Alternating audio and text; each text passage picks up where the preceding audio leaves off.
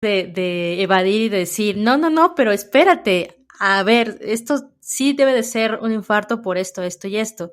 Y me imagino que con esto, mm, ¿cuánto tiempo pasó hasta que tú dijiste, ok, no es algo físico? O más bien, ya tal vez ya lo tenías como la idea y entonces buscaste ayuda profesional, ¿te sirvió, no te sirvió?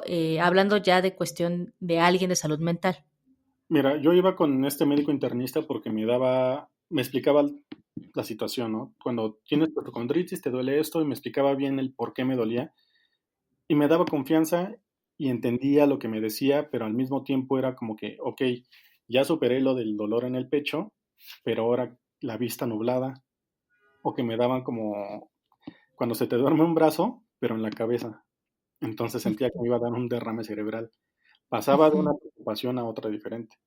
Y lo que me dijo que necesitaba ayuda, o sea, que necesitaba ir a terapia, pero que antes, para que yo estuviera más tranquilo, que me hiciera estudios. Entonces me hice electroencefalogramas, ecocardiogramas, tomografías, me hice un montón de estudios y en todos los estudios salía que estaba bien. Tengo una ligera arritmia, que igual el internista me dijo que es normal, ¿no? Es como si me faltara el dedo chiquito del pie.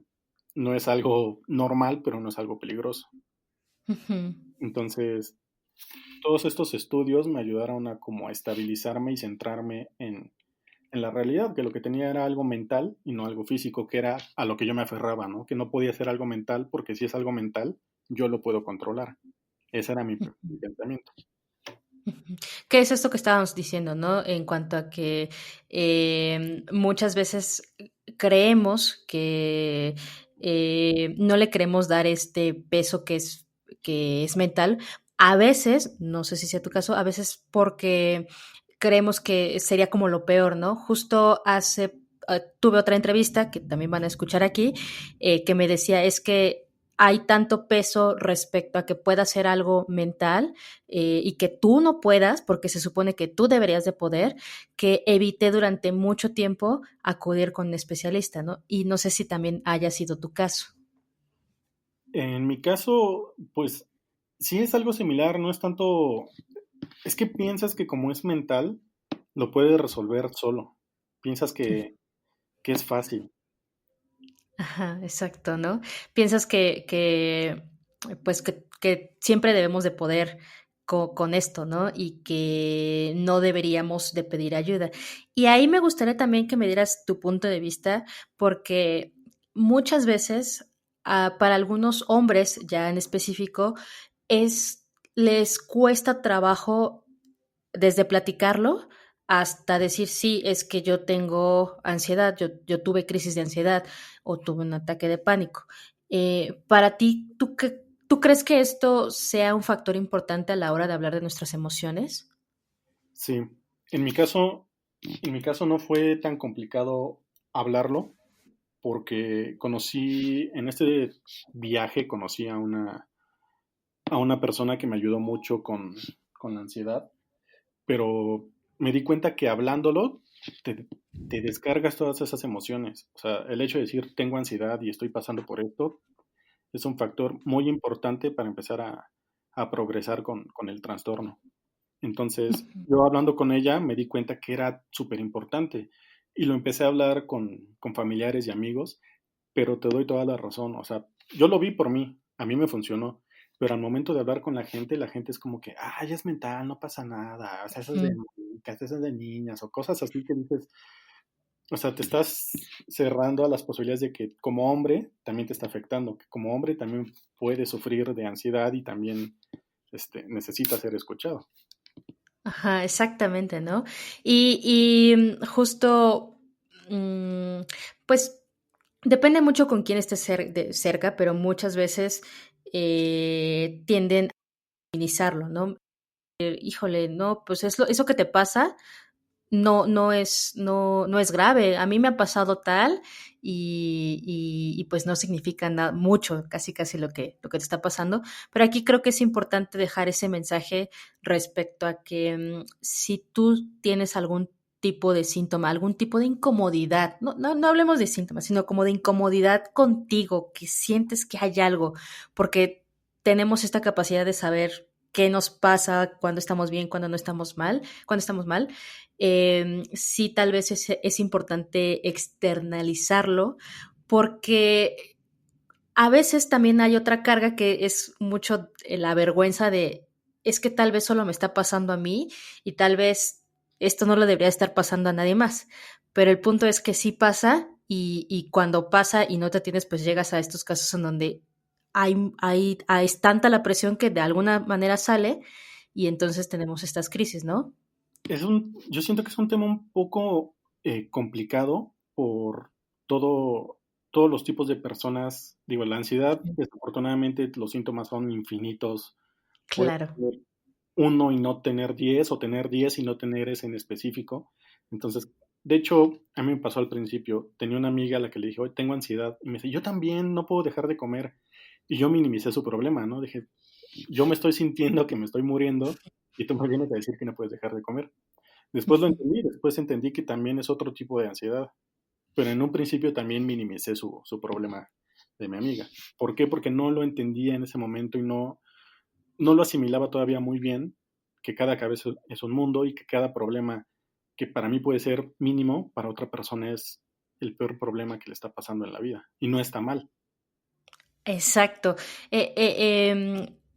Aquí hay dos cosas, ¿no? Una que tiene, la ansiedad tiene varios matices. Incluso a nosotros a veces como profesionales de esta área, en ocasiones hay muchos diagnósticos y hay muchos matices de ansiedad y por eso es muy importante saber del tema porque si no podemos estar mal diagnosticando, ¿no? Ujú, Y el segundo punto que dijiste es, cada persona es un mundo y las diferentes expresiones, ¿no? Una cuestión es ansiedad por comer, otra es ansiedad cuando tienes que hacer una presentación ante tu trabajo, otra es la ansiedad que tú viviste y a otro es que no siempre se va a activar con las mismas personas o en las mismas situaciones. También eso es importante dejar claro. Me gustaría a mí, por ejemplo, saber cuáles son los síntomas, todos los síntomas que tú sí experimentaste o has estado experimentando.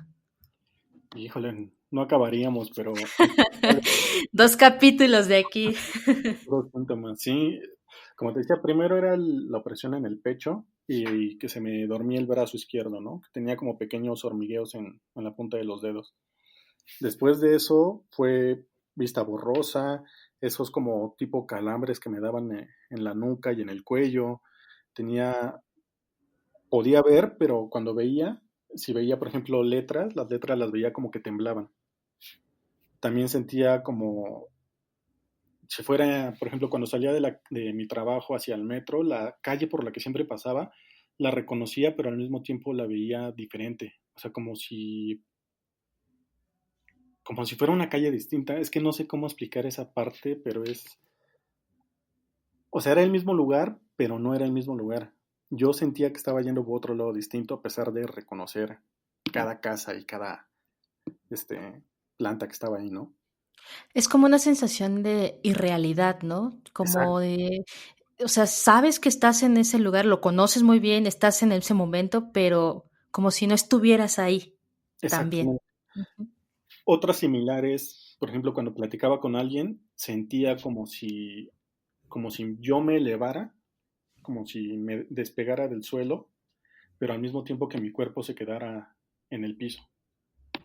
Es muy raro, no sé cómo explicar eso, pero es así, o sea, así como te lo explico, así Así lo- lo viviste, claro, claro. ajá. Okey. Sentí Y que el y corazón estuviera como colgado de un hilito y estuviera colgando, no sé, es como si se hiciera súper ligero mi corazón y si sintiera un frío, un vacío en el pecho. Con mu- Generalmente es angustia, angustia y mucho miedo, que va acompañado de otros síntomas que alimentan esa angustia y ese miedo. y que son síntomas en donde, están muy alimentados por los pensamientos, ¿no? Como estas visiones que tienes desde me voy a morir, pensamientos como de me voy a morir, pensamientos como, no, entre otros casos, que no sé si sea el tuyo, a mi familia, no sé, no le interesa relacionarse conmigo, en mi trabajo soy pésimo, no sé, esas cosas que tenemos esos sesgos en donde creemos que las cosas van muy mal y nos imaginamos un mal escenario. Claro, a mí me pasó algo súper chistoso, digo, ahorita lo veo chistoso, pero en su momento no lo fue.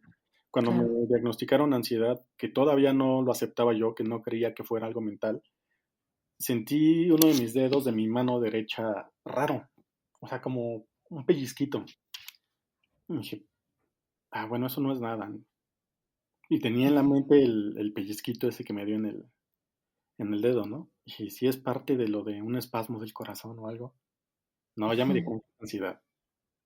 Bueno, pero no estoy ansioso, estoy bien.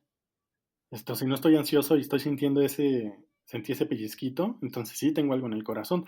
Y empezaba mi mente a mal viajar así, hasta que me di cuenta que, pues sí era ansiedad, porque estaba yo en mi cabeza trabajando ideas absurdas pensando que no lo era. Sí. Es que así es, ¿no? Fíjate que yo no he tenido nunca una crisis de ansiedad tal cual, pero sí he experimentado ansiedad. Entonces, un día yo, o sea, ya tenía mucho trabajo, estaba en una complicación en todas las áreas personales y de repente en mi pie, en Ajá, mi dedo gordito, empecé a sentir como que justo como que se dormía, pero además como si fuera externo o diferente a mis demás dedos. Y entonces mis pensamientos comenzaron a ser mucho más de por qué este dedo no se mueve o por qué está junto a mis demás dedos. Seguramente esto empecé a tener unos rollos ahí respecto a ajá, mis dedos, a mi físico, pero bueno, ya llegando a sesión y platicándolo con mi terapeuta, evidentemente era un episodio de ansiedad, no como lo que tú me comentas, pero al final es ansiedad. ujú. Y justo así es como lo podemos llegar a vivir, como estas cosas que de repente se dan y te empiezas a obsesionar con esos pensamientos. Tú en tu caso lo que te pasó y yo en mi caso también en lo de mi dedo, ¿no? Y así empieza, así está, es como ahí uno tras otro, un bombardeo de pensamientos que te llegan respecto a un tema. Sí, la mayoría son trágicos, ¿no? Sí, muy trágicos, como de qué pasa aquí, ¿no? Y eso es importante que lo conozcan o lo que nos están escuchando, porque nos lleva a cierto sesgo, tal cual, a cierto ver solo una parte pequeñísima y digamos que ahí nos quedamos y ahí nos anclamos a ese pensamiento y lo expandimos a algo más crítico, ¿no? Como se va a acabar el mundo, me voy a quedar sin trabajo, me van a correr y nos es difícil a veces salir de eso, ¿no? Y con esto me gustaría saber, después ya, bueno, ya tienes ansiedad, ya lo aceptas, buscaste, aparte de lo que me comentas de tus conocidos, y buscaste como ayuda ya con algún psicólogo, con algún psiquiatra Sí, ya o no. después de hacerme todos los estudios y aceptar que pues era un trastorno de ansiedad, como me había dicho el internista, fui con un psicólogo, me pasó con un psiquiatra, me dieron medicamento, pero aquí no es un consejo, es mi experiencia personal. Me dieron clonazepam y otro alprazolam, creo era, porque me los cambiaron, no recuerdo bien. El problema con el medicamento, que yo lo veo en mi caso personal, es que me dormía. Y al dormirme solamente era como que evitar el problema. Entonces, Mm. estaba a sentir el ataque de ansiedad, tómate las pastillas o tómate las gotas, te duermes en lo que pasa el ataque y ya te despiertas como si nada. Entonces, para mí no estábamos resolviendo el problema. Tuve que incluso cambiar también de terapeuta porque no estábamos trabajando en las situaciones. De hecho, cuando yo le dije, es que estoy pasando por esto, por esto, por esto, me dice, bueno, pues es que si ya sabes por qué estás pasando, pues ¿para qué estás viniendo? Y yo, pues ¿En serio? para que me ayudes a resolverlo. Wow. Ajá. Wow, de repente escuchar algunas historias de este estilo de otros colegas, sí es complicado respecto a casi casi te dice, pues ya, tú ya te diagnosticaste, tú ya supéralo y ahí nos vemos después, ¿no? Te Sí, dice. y empastillarme sin sentido alguno tampoco fue una solución. Un consejo que sí le puedo dar a toda la gente es que cuando vayan a terapia, y aunque no vayan a terapia, siempre sean sinceros con ustedes mismos.